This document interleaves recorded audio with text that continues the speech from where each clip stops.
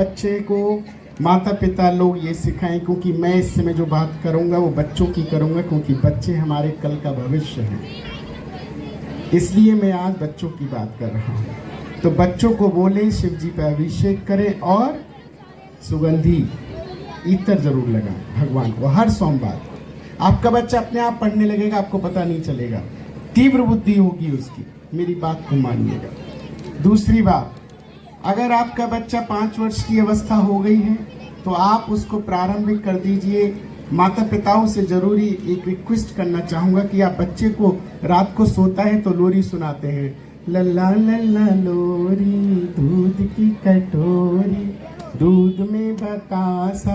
ये नहीं सुनाना है। क्या सुनाना है? जय हनुमान ज्ञान गुण सागर, जय कपीसित लोक उजागर, राम दूत अतुलित बल धामा, अंजनी पुत्र पवन। ये सुनाना है। जब आप बच्चे को ये सुनाएंगे तो आपके बच्चे के अंदर एक तो हनुमान जी का जय हनुमान ज्ञान गुण सागर। आप सोचिए, श्री गुरु चरण सरोज रज, जो सबका गुरु है, उसकी रज को पाके आपके बच्चों के अंदर जो ज्ञान जाएगा आपकी उस लोरी के माध्यम से, तो आपके बच्चे का विकास कहाँ होगा? बल बुद्धि विद्या, बल भी देगा, विद्या भी देगा, बुद्धि भी देगा, सब कुछ देगा। ऐसा है मेरा हनुमान। तो आप सब लोग अपने बच्चों को, माता पिता से निवेदन है कि रात को तो सोते समय बच्चे को लोरी ना सुना के हनुमान चालीसा सुनाया। और आप देखिए आपका बच्चा कितना, इससे 2 फायदे, एक तो सो जाएगा, बढ़िया नींद आएगी, दूसरा भूत पिशाच सब दूर हो जाएंगे, तीसरा बल और बुद्धि बढ़ेगा। तो फायदे ही फायदे हैं, नुकसान कुछ नहीं है। चौथा, आपके बच्चे को बिना मेहनत कराए हनुमान चालीसा याद हो जाएगी। हो जाएगी? सहमत है मेरी बात से? कितने लोग सहमत हैं? सभी सहमत हैं। तो आज से ये काम करना है, विशेष काम। ठीक है? राम आधार है, राम शिला है, राम पहचान है, राम अभिव्यक्ति है, राम सूर्य है, राम चंद्रमा है, राम तप है। हम राम को समझना है तो ओमकार बिंदु संयुक्तम नित्यम ध्यायन्ति योगिना कामदम मोक्षदम चैव ओमकाराय नमो नमः। कौन है राम? कौन है शिव? शिव को समझो। शिव में कितने अक्षर हैं? Who will tell me? कौन बताएगा? शिव में कितने अक्षर हैं? बोलो। 2 अक्षर है। किसने बोला? खड़े हो जाओ, इसके लिए ताली बजाइए। बहुत बढ़िया। शिव में कितने अक्षर? 2। राम में कितने अक्षर हैं? 2। शिव में भी 2, राम में भी 2। शिव ने कहा मैं श्रृंगार करता हूं, राम ने कहा मैं पालन करता हूं। तो पालन करते को हम पिता कहते हैं।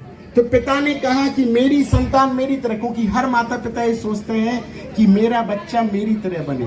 हर माँ ये सोचती है कि मेरी संतान अपने पिता की तरह बने, पिता की तरह योग्य बने। तो आप सोचिए, भगवान राम ने हमारे पूरे शरीर को बनाया। और कैसे बनाया?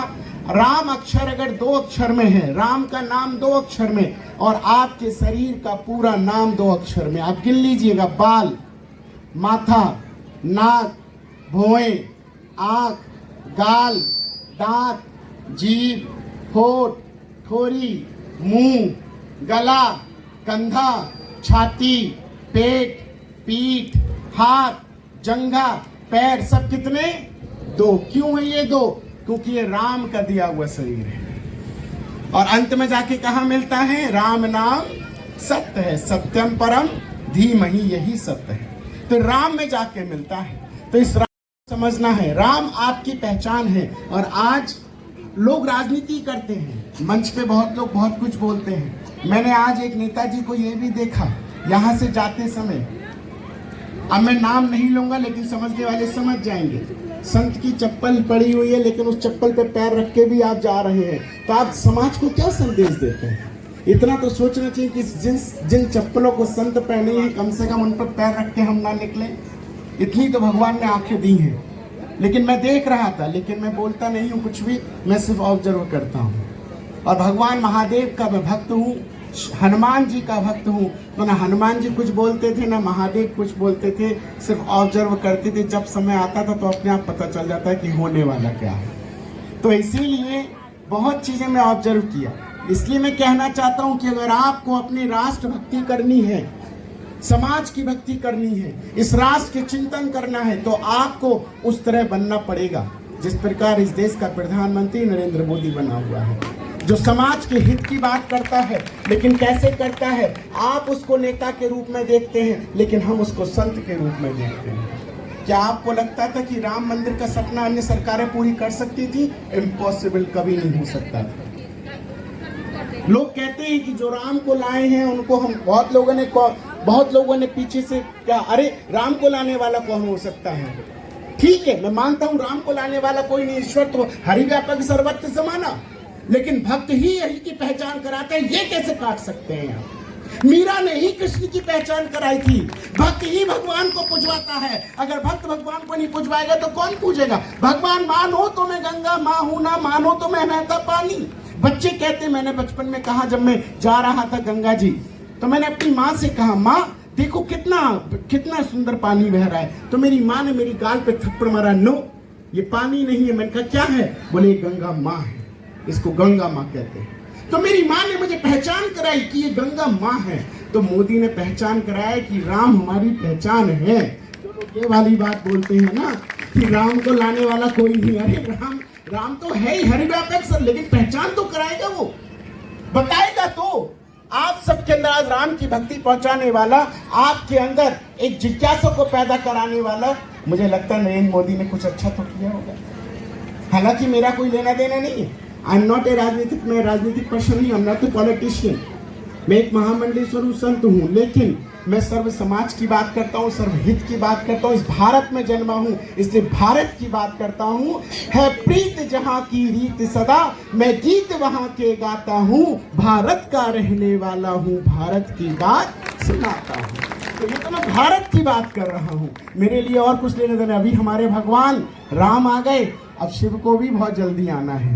अब थोड़े ही दिनों में हमारी मथुरा की भी बारी है। हमें किसी से कुछ नहीं चाहिए। हमारे 3 स्थान, हम तो अगर बात करें अपनी, तो 18,000 मंदिरों को हमारे तोड़ दिया गया। 18,000 कम नहीं किया गया। और मैं कहता हूं कि भारतवर्ष के अंदर जितनी भी मस्जिदें हैं, अगर इनको तोड़ भी दिया जाए तो इनके नीचे मैं कहता हूं, सीधे मेरे शब्द हैं कि अगर शिव मिले तो हमारा और शव मिले तो तुम्हारा, शिव मिले तो मेरा। लेकिन हम ये नहीं करते।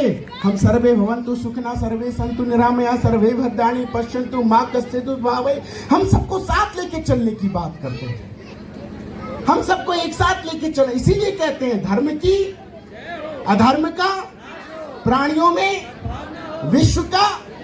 ये कौन कहता है? ये हमारा धर्म कहता है, जिसका नाम है सनातन। तो बोलो सनातन धर्म की। तो इसीलिए आप सब लोग